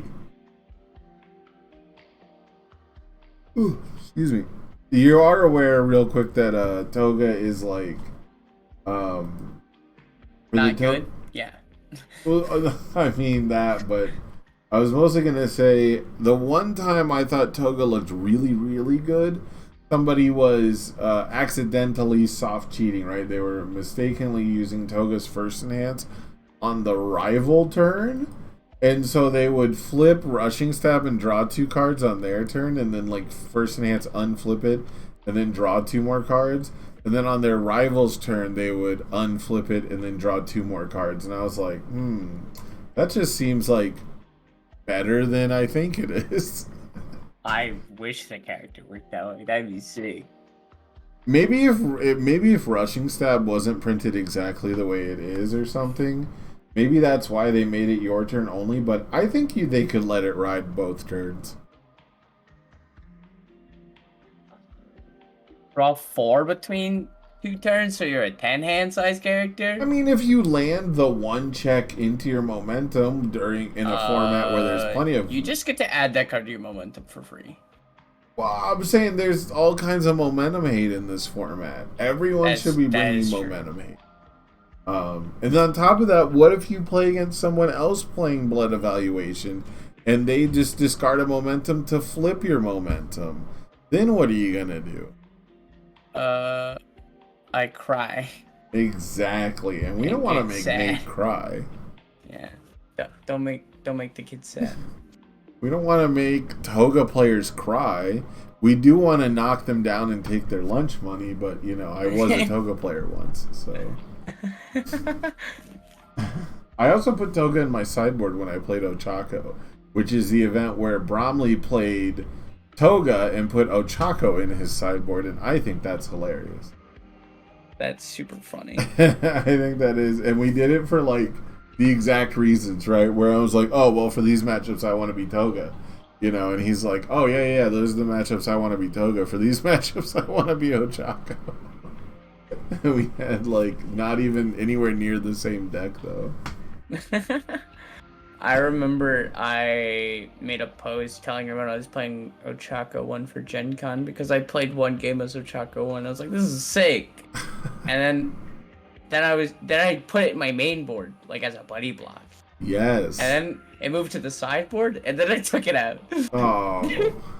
See, when I played Danky in Orlando, the Unwavering Slash version, I ended up moving Jiro from the sideboard to the main board because I wanted to play more 6-checks, but I really didn't like Arrogant Disposition in that format.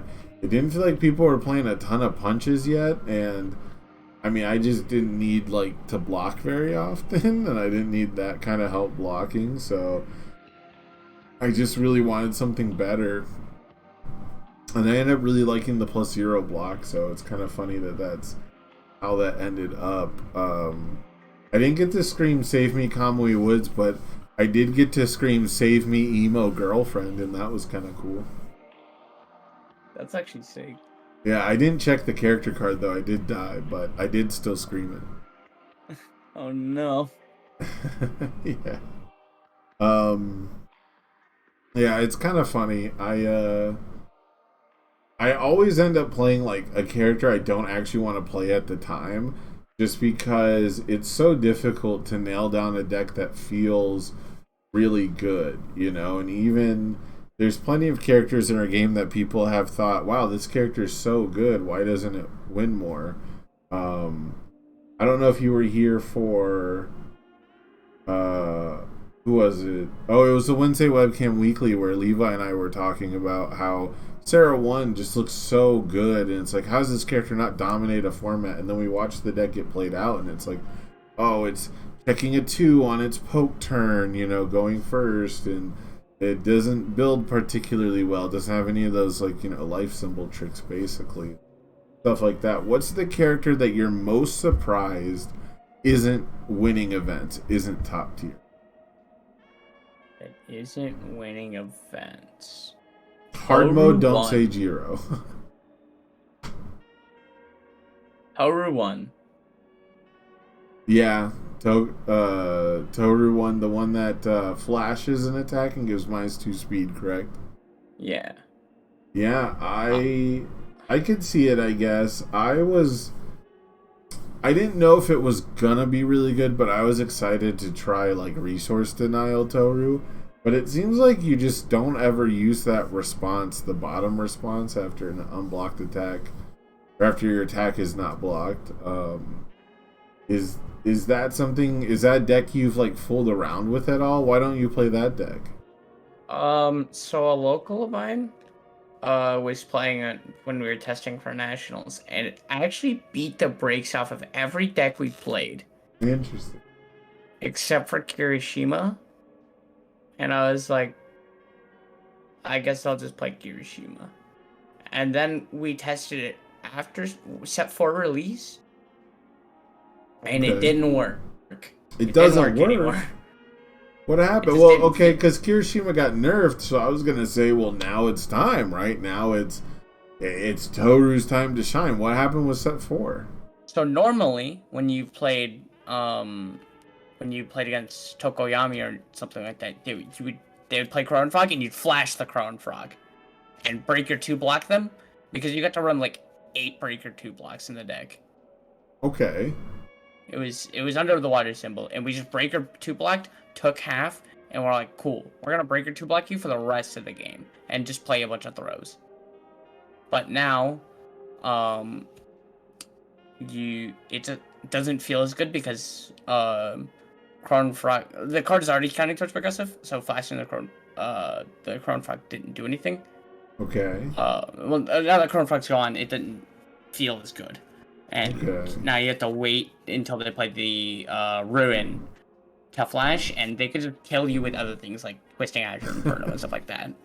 Like, flashing, twisting would be good, but like they play around you and just play the like Giant Ice Wall or Ice Storm or something like that. You're like, well, I just took a bunch of free damage. So it sounds like the banning of Crow and Frog accidentally made Asui and Tokoyami decks better, because now they're just playing like more legitimate attacks at you. Is that correct? Yeah, they have attacks that have different texts that are more. They feel more relevant than what they did before. It's like a more potent attack that might not be as free, right? We're paying a little bit better for a much higher quality, or at least that's how I like to think of it. Yeah, I can agree with that. A much higher quality version of the card like that we had before. Crow and Frog is the McDouble of attacks. Like, it is there, it's convenient, it's not the most punishing thing in the world, but it's also not the most rewarding thing. And every now and then it absolutely just hits the spot and does something as incredible as Petty Squabble. You know, Petty Squabble Tokoyami with Crow and Frog is like the 3 a.m. drunk college. Oh, I guess you might not know about all this. It is the hangover McDouble from heaven, whereas the rest of the time it's just kind of there. You know, it's just the most convenient option. But yeah, I guess Toru 1, I could see it. But it is, I guess you said it already, though. It's kind of just dead in the water as of right now. Yeah, it just feels like because other decks have better defense than you and like can poke you down easier than they could before. Just Okay. because of all the new set 4 cards. It's just what it feels like. Huh. Interesting. It felt really good into Jiro, but like Jiro Yeah. could still just randomly kill you because it's Jiro. Yeah, that's very true. There was some kind of sauce that I had. I think maybe it was even blood evaluation. There was something that made me consider running invisible infiltration pretty recently. And I wouldn't be surprised if it was to like pseudo ready blood evaluation so you can like flip it and get rid of it and stuff after you draw the card, try to draw more cards. But I can't think of what it is now, and that's kind of bugging me. What's the best like invisible infiltration combo you've seen? Because everyone does the sticky balls thing, and that's cool. But I don't think that's the best, right? I like new training method. Okay, that makes a lot of sense. Or a precious lesson. Ooh, that one's kind of messed up actually, because you can like trigger your other precious lesson to remove your already flipped precious lesson, and then bring it back in. That one's kind of nasty. Okay, I can dig it. What about? Gosh, there was a really nice one. Tape is a good one. Tape, okay. That makes sense. Tape. I could have sworn there was okay, so this was a twice thing. I remembered it. It's finger guns. If you play invisible infiltration in twice, you can get multiple finger guns activations out to make sure that like all your attacks are getting +2/+2. And that seems like it's gotta have some value, right? Oh, that seems really cool, actually. Yeah, like you can just play an attack, finger guns it, play it again, then play invisible infiltration and blink it, and then, I mean, maybe that's not the exact order. That might be a little clunky, but you know what I'm saying. Yeah. That's a neat combo, actually. I really enjoy that. Yeah, and it's got the symbols for small and limber too, right? So I don't think it's got much value outside of twice, unfortunately. There's pretty much only one attack on those symbols that has a playable response. So if you have a ton of momentum, maybe you could do some really gnarly stuff. That is the combo I was thinking of. Ooh, we got a first villain encounter in chat. I like that one too. That one's, especially if you actually get the deadlock off, that's actually unbeatable. Student of the art. Don't say student of the art. Ew. Hopefully I don't need to add 2 zones to my card pool if I'm playing OG Road 2, but it could set up the Eraserhead 3 diff where you get 5 cards into your card pool or whatever, and it's just like a low 6 or something. Can you imagine your Ojiro and you play something on like a 5 because most of it doesn't count towards progressive, and it's like a 3 diff 9 low 9? Ew. That's really gross. I've been working on Eraserhead 3, and that character seems really messed up. Oh, the Chibi Eraserhead? Yeah. Yeah, you're a fan of that? I played that on stream the other day, and I was a little surprised by it. Did you play Staff Strike? I did, actually. My man. I did play Staff Strike. It did seem a little clunky, and it was a little, I wasn't playing against, like, Momos or anything like that. Like, not, like, heavy blocking characters. But I could cook. I did get to cook at least some instant ramen with it, so it had more legs than I was expecting. That deck just seems really cool. Yeah, I really wish that I had 1 or 2 other ways to draw a card, I guess. Like, when I actually draw characters to block with, it feels really nice. When I draw, like, a character to start my attack turn, it feels okay. but I could not figure out. I could not think of anything to really do outside of a Staff Strike style lineup. Nothing else was really coming to me, but it wouldn't surprise me too much if you could make Home Run Comet work in that character, for example. Because I played it on all, but I also have a life version that is not Staff Strike, but I haven't tried it yet. It just seems really good, but it also seems really clunky because he's a five-hander. Mm-hmm. But there's so many thoughts that go through my head of, hey, can I draw a million cards and play the Staff Strike? Yeah, the deck is. I think both decks are also like 70 cards, just because I want to have a good mix of characters to draw and get to do my thing with. But at the same time, those early hands, man, they're so bad as a five-hander. They're actually just garbage most of the time. That's the one I'm like worried about the most, I guess, is like that first turn as a five-hander. It's the same reason I think Muscular and Tiger are just not super viable competitively.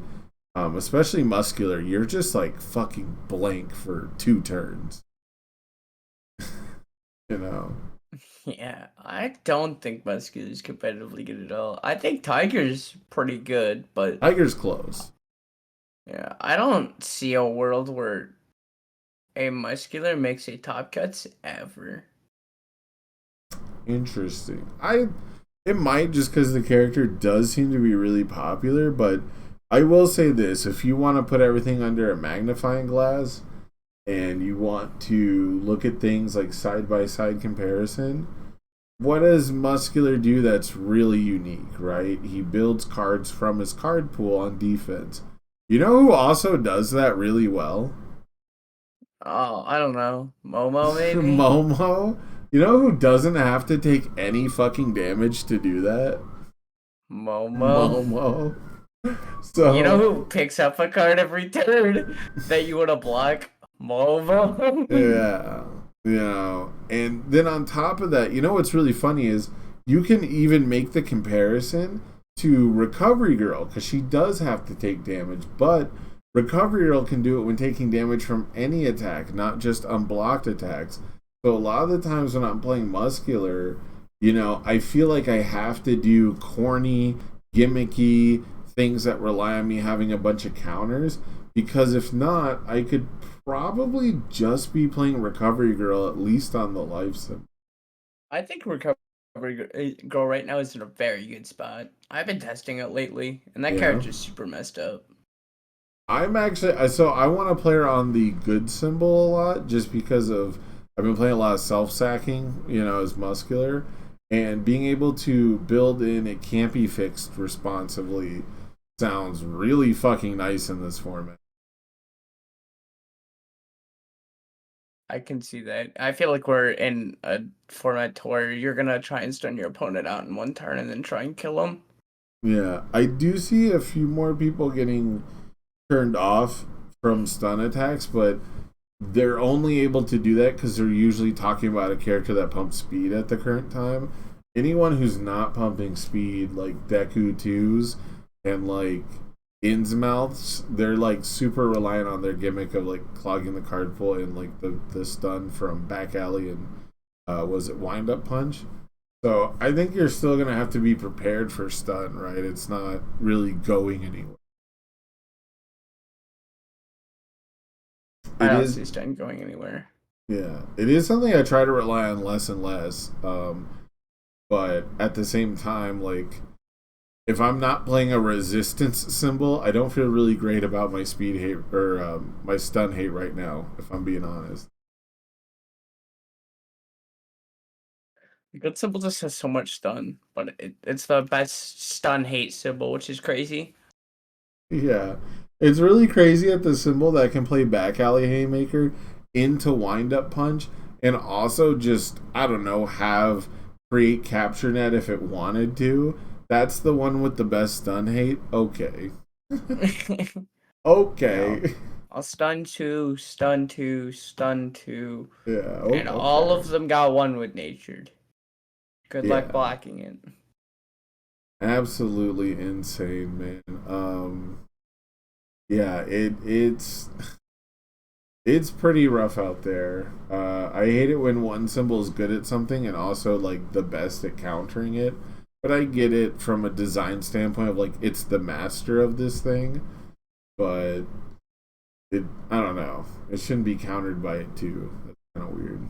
I don't think it should be countered by it, but we don't make the cards. Yeah, They do. that's true. I'm waiting for air to get some real stun hate. That's one of the big things holding air down is what does it have for stun hate? It has like first day of class and successful It's results. the ready symbol is what it feels like. Yeah, you just get to like yeah, you do get to ready a bunch of stuff, but if they commit down like the requesting, It's pretty 7 days. undoable. Well, I want to ask your questions about the future a little bit, Nate, because we're going to be wrapping this up in just a minute here. For sure. But I definitely want to ask you about any events are you going to in the future? Do you know of any that you're like signed up for or going to be playing in? Yeah, I'm going to play in the online Oceania Regional. I'll be playing in the Florida Regional. I booked my ticket like last week. I'll be going to the KC Regional, and I'm going to try my best to go to the Pasadena Regional. Ooh, okay, yeah. Pasadena is way out there, but hey, bud, I bet if you do pretty good at those regionals, it won't be too hard to make it to Pasadena. Yeah, with the vial seasons. Those look so good. I think the pricing this year looks amazing. I really like the look of the cards and the playmats. Yeah, you're a big fan. How do you feel about the XRs of Vile Seasons? They look really sick. I like the full art cards. Yeah. I'm just putting it out there, man. I do have an XR Vile Seasoning if you want to pick one up off me. I pulled one at one of my boxes. Ooh, maybe, Maybe. Okay. maybe. I also You know, I like my still have XRs. I also still have one of each SR. I keep having people hit me up to make deals for the SRs, but then like back out. So it's been pretty sad. Well, if you go to Florida, I might pick those up. Okay, I'll almost definitely have them with me if I still have them by then. But so we got get back on track, get back on topic. You're gonna play in the Oceanic online event, correct? Correct. And then Kissimmee, and then Kansas City, and then we're gonna try and make Pasadena, and then in there's an American webcam event, if I'm not mistaken, right? I don't think signups are up yet though. I cannot make it to that one. I have a wedding to go to. Oh, you're getting married? Congratulations, bud! Thanks, You guys man. heard I it here appreciate it. first. Nathan DeWalt's getting married. Who's the lucky lady? You know. Or pal if you know, or guy if you swim. It's a 2023, you get surprise. married to You whoever know, you want. I'll announce it on a later date. Okay. And Fair Sam, enough. you're gonna be my best man, of Oh, course. nice. This is a big day for both of us. All right, man. Well, I'm going to try and make it to as many events as I can. I unfortunately cannot give a whole long list, but I am almost definitely going to be doing something with the online webcam event. I don't know the full capacity, but fingers crossed, I'm hoping to be casting it. And then I'm That'd be also cool. really hoping to cast Kissimmee. Because that's where I'm from. I was actually born and raised in Kissimmee, and it's funny that last year it was Orlando, but now they're calling it Kissimmee, but it's in like the same venue, I'm pretty sure. So that was, I just imagine someone went to the venue and was like, "This isn't in Orlando," you know. Oh, but That'd be so funny. yeah, those are the two that I'm really looking forward to being and doing casting for. And then after that, it's probably Pasadena for me if I want to play. And then, other than that, I don't think I have much else I can really hang my hat on. If I go to Kansas City, that would be super hype, but it's not looking good. I'll say that. Oh no. Yeah, I hope to see you at events. You're super fun to hang out with. thanks, man. I like hanging out with you too. Even though you always like leave mid conversation to go backpack vend. I'm not a backpack vendor. Oh, I'm not trying to get in trouble again. It happened that one time, and I almost got kicked out of the event. Okay. So not backpack vend. We're just we're pocket selling. Okay, we'll Yeah, I'm trading for cash, if you would say. trading for cash, dude. That was a meme, wasn't it? Wasn't that something on the Facebook thread? Oh, probably.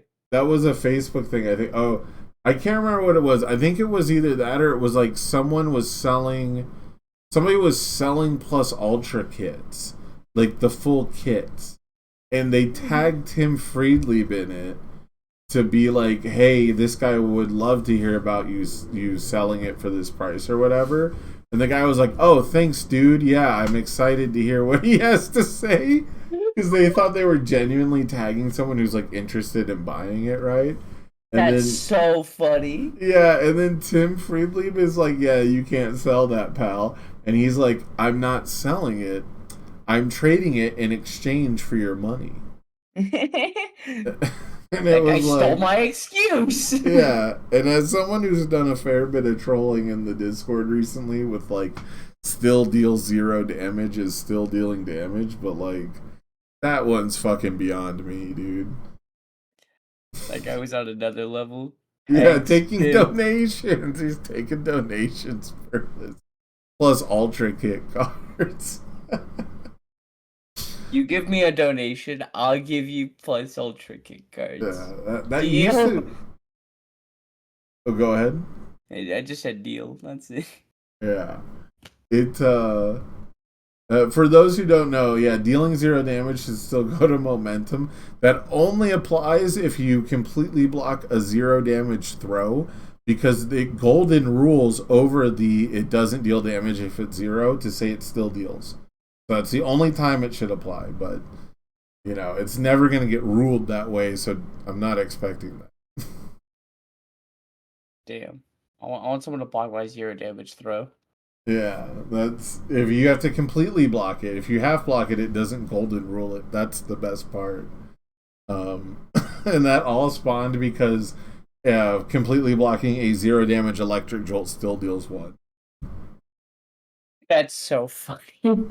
Isn't that fucked up, dude? That's a fucker's card. That's some real fucker's card energy, but you know, it is what it is. But like, I just want this card in my card pool, and I was like, sick.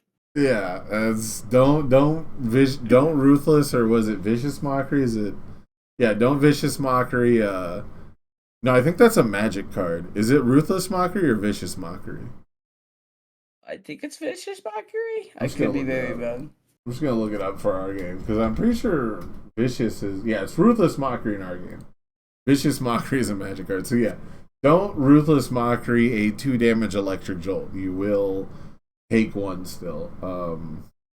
I guess you'll still set it up for the turn though. But anyhow, do you have any shout outs you want to give out to the people? Anyone you gotta give a shout out to before we take it on? Shout out to my sponsor, Unfun Stuff, Chris Bromley, and the boys. Love those guys. Help me test all the time. Use promo code Sam. What's your promo code? Plug in. My promo code is plugin. Yeah, use that one. The Giro card that nobody ever. 5%. I chose the most useless Giro card. It's technically stun hate for the air symbol. I've been trying to get Stab Strike as my promo code for months. You gotta start making more content, bud. I don't even make content. I'll get right on. You don't have a YouTube to plug? Come on. I have a YouTube channel, but I have 0 videos made. Oh, come on. We gotta get you on the... It's Littlefoot on YouTube. It has me with Phil Birch and Mitchell. Okay. The 2 dads. Yeah, it's my 2 dads. The greatest dads of all time. I love that. Well, man, thank you for joining me on the podcast. I had an absolute blast. Yeah, I can't say it any better than that. It's always a pleasure to hang out with you. All right, absolute, man. Anytime. It's super fun. Yeah, I hope to see you. I guess in Kissimmee would be the first time we could see each other face to face again. Hopefully, it'd be super cool if you could catch that event. Awesome. Yeah, I mean that's the goal. Well, that's gonna do it for us this week. Thank you guys for joining us, for hanging out in chat. If you're watching this on YouTube, thank you very much. Give it a like, share, subscribe, all the good content creator stuff. Use the codes you can see there on the screen if you so wish to do so. It helps the channel out a lot. But for me and Nathan DeWalt, that's going to do it for another episode of Orange Card, Blue Card. Thanks again. We'll see you guys next week. Peace out.